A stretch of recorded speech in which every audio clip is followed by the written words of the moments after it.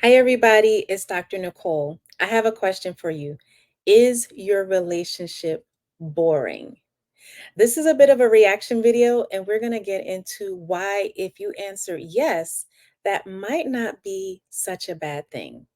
All right, so I saw this video when I was on TikTok, and I actually love this tonight's conversation platform. They have all kinds of conversations about relationships, like real life. They keep it real. So let's just dig into um, him talking about one of the panelists talking about his relationship being boring. And then I'm going to come back and tell you what I think about it. All right, let me hit the play button. Where are we, TikTok?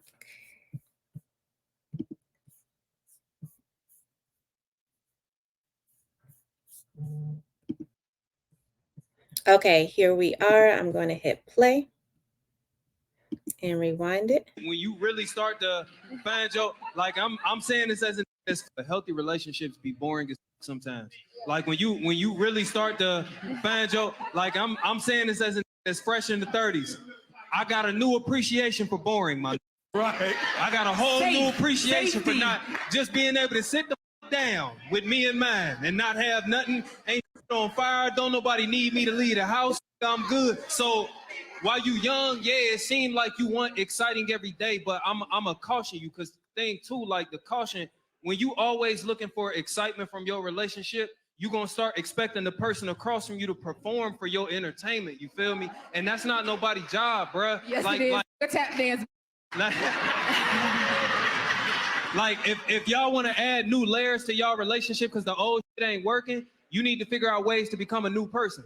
You know what I'm saying? Do some new in your own life so your partner got some new shit to learn, and let them do some new in their own life so you got some shit to learn. But actual excitement, bro, that ain't their job to provide that for you. So I want you to hear him. Healthy relationships be boring as sometimes. Like when you really start to find your Okay, that was the part that I wanted you to hear, that healthy relationships can actually be quite boring. So let's dig into why that is. First of all, I think, a lot of it has to do with age. So he said he's going into his 30s and he's coming into that realization. So there is an age factor for some people where when they're younger, their vision is clouded. There are people, I saw one of my favorite relationship researchers say that there are people that you may have turned down in your 20s that you would gladly accept and welcome as a potential partner in your 30s. And some of that is you have a clearer view and understanding, a healthier view and understanding, and you've gotten away from some of the immaturity. But the other part that he's not using the word, but this is essentially what it's about. We get attached or attracted sometimes to toxic relationships and situationships because it's a trauma response. That's right. The toxic relationships, our attraction to them tend to be trauma responses. And it's also a trauma response when we feel uncomfortable in healthy, stable, safe, AKA boring relationships.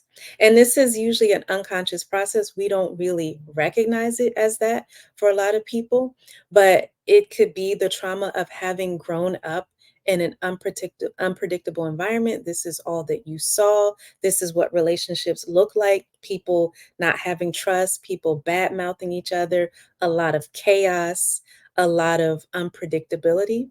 It could have been that you experienced abandonment and neglect or lack of stability, so that when that is presented to you in a relationship, you don't quite know what to do with it. You crave the stability, but it's also uncomfortable. So there are a lot of ways that stable, safe relationships feel like they don't feel good there because they're uncomfortable and we're unfamiliar.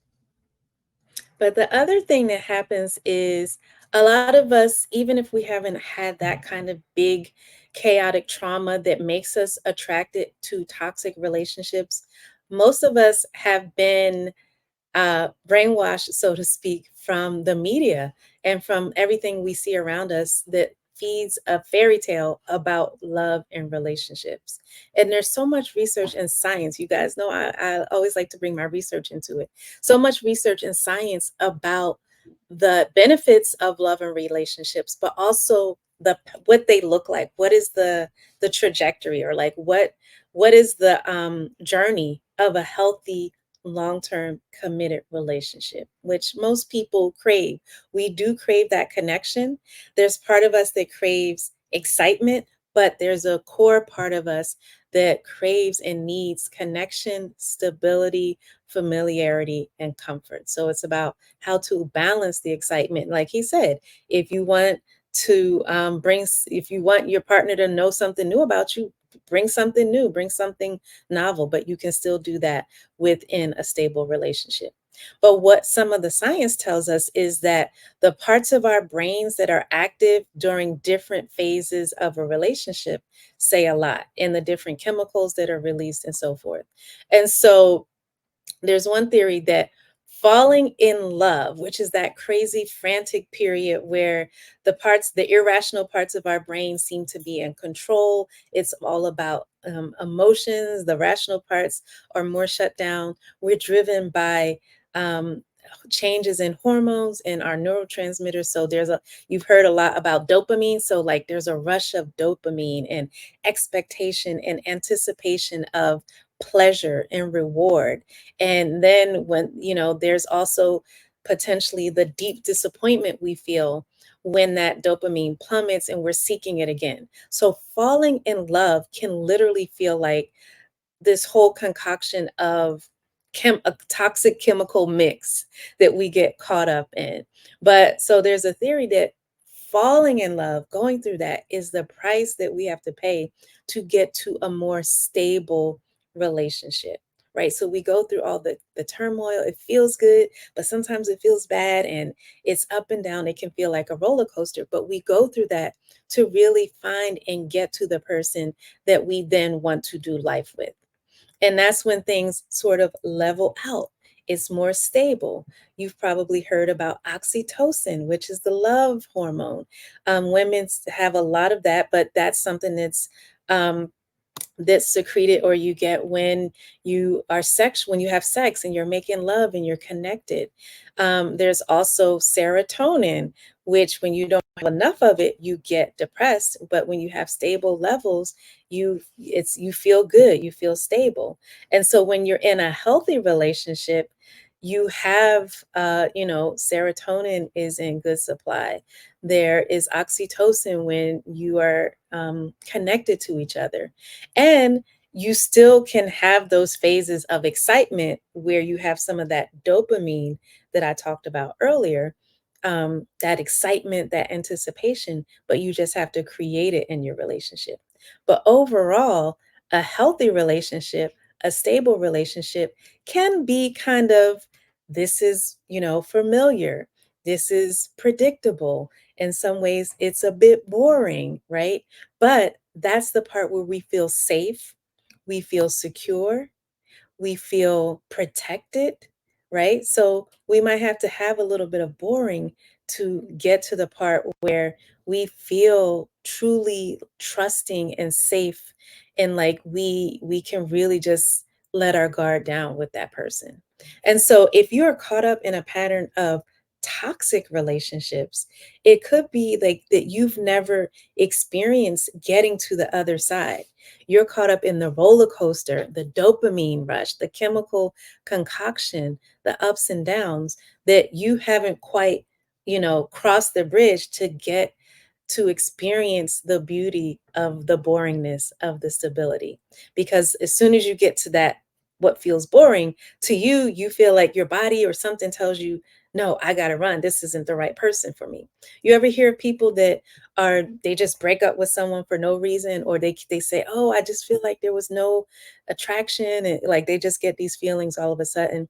That's usually because that chemical reaction of falling in love has worn off, and they perceive it as something being wrong, right? So then they can get caught up in a pattern of chasing that. And sometimes those toxic relationships are the fun ones. Did you ever see that interview with Cat Williams? He was on Club Shay Shay, and he said, I'm addicted to toxic women. They are fun. They are exciting, right? So he was owning up to the toxicity within himself that gets attracted to that, right? So when a lot of times, if you've never gotten to the point where you stayed in something past the roller coaster fun stage, then you haven't really been able to see what it feels like to withstand that boring stage, right? That stage where it's day in, day out, routine, add kids into the mix, add household duties and bills and lifing, right?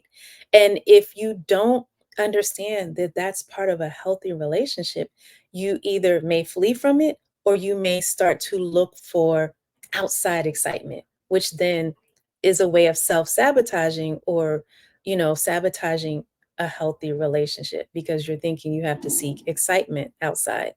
So, what do you do when you're in this stable relationship? One, you have to really make sure you practice communication. If you're feeling something or you need something, learn to communicate in a healthy way. Learn to manage conflict, meaning when there's disagreement or you all don't see eye to eye, again, it's communication, but it's also learning the skills. Some of my favorite researchers, the Gottmans in relationships, they talk about the masters of relationships. Those are the people that learn to practice empathy, that learn to do active listening, that learn all of these skills that only really can flourish in a stable, boring relationship.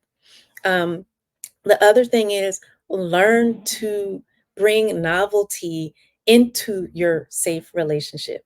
So that's where you can learn to do things together, try new activities, spice up things in the bedroom, really connect, communicate, share with each other, right? So it doesn't mean that just because you're in a stable relationship, there's no excitement, there's no dopamine, there's no pleasure, no reward. No, the opposite is true because the boring stable relationships are the safer ones, especially women, for you emotionally, they should be safer.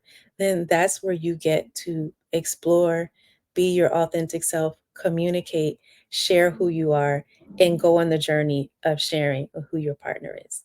Okay, so the next time you have the feeling that your relationship is boring, remember that video, remember that TikTok I showed you, and remember the science of love. Sometimes you have to go through the roller coaster of falling in love, and but the real prize, the real goal is that stable, healthy, boring relationship where you can truly grow and connect with someone. Okay? So don't forget to subscribe to the channel, hit that notifications bell, and share and like this video. This is Dr. Nicole, and I will see you in the next video.